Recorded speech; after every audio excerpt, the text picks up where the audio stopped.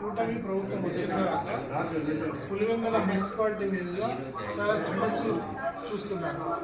కనీసం ఇక్కడ అధికారులు ఎవరు లేరు, డిఈ లేరు, ఏఈ లేరు, కనీసం శానిటరీ ఇన్స్పెక్టర్ కూడా లేరు, మేనేజర్ కూడా లేరు. ఇంత చిన్న చూపు ఈ మున్సిపాలిటీ మీద ఎందుకో మాకు అర్థం కావట్లా.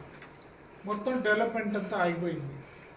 ప్రజలందరూ లైట్లు లేకుండా చీకట్లోనే నడుస్తూ ఉన్నారు. డ్రైనేజీ పనులు ఎక్కడికక్కడే ఆగిపోయినాయి. అగ్రిమెంట్లు చేసేదానికి డిఈ ఉండాలి, బిల్లులు చేసేదానికి ఉండాలా.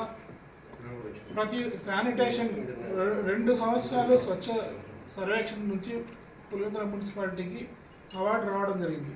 కానీ అధికారులు లేకపోవడం వల్ల 3వసారి అవార్డు కూడా రాలేదు. ఇప్పటికైనా అధికారులు, పై అధికారులు గమనించి ఈ కనీసం వైఎస్ఆర్సీపీ కోసం కాదు, పులివెందుల పట్టణ ప్రజల కోసమైనా కూడా ఇక్కడ పూర్తి యంత్రాంగాన్ని నియమించి ప్రజలకు ఇబ్బందులు లేకుండా చేయాలని కోరుతా ఉన్నాం. నీళ్లు మోటార్లు కాలిపోతూ ఉన్నాయి, లైట్లు లేవు, మొత్తం ఛాంబర్స్ అన్నీ పగిలిపోయినాయి. ఇవన్నీ చేయాలంటే ఒక ఎస్టిమేషన్ వేయాలా. ఆ ఎస్టిమేషన్ ఇంజనీర్ లేడు.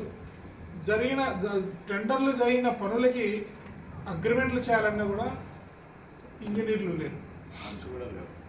కనీసం ఎందుకు ఈ మున్సిపాలిటీ మీద ఇంత చిన్న చూపు మాకు అర్థం కావట్లేదు. మేము కూడా ఉండేది ఆంధ్రప్రదేశ్లోనే. మాజీ ముఖ్యమంత్రి సొంత నియోజకవర్గం ఇది.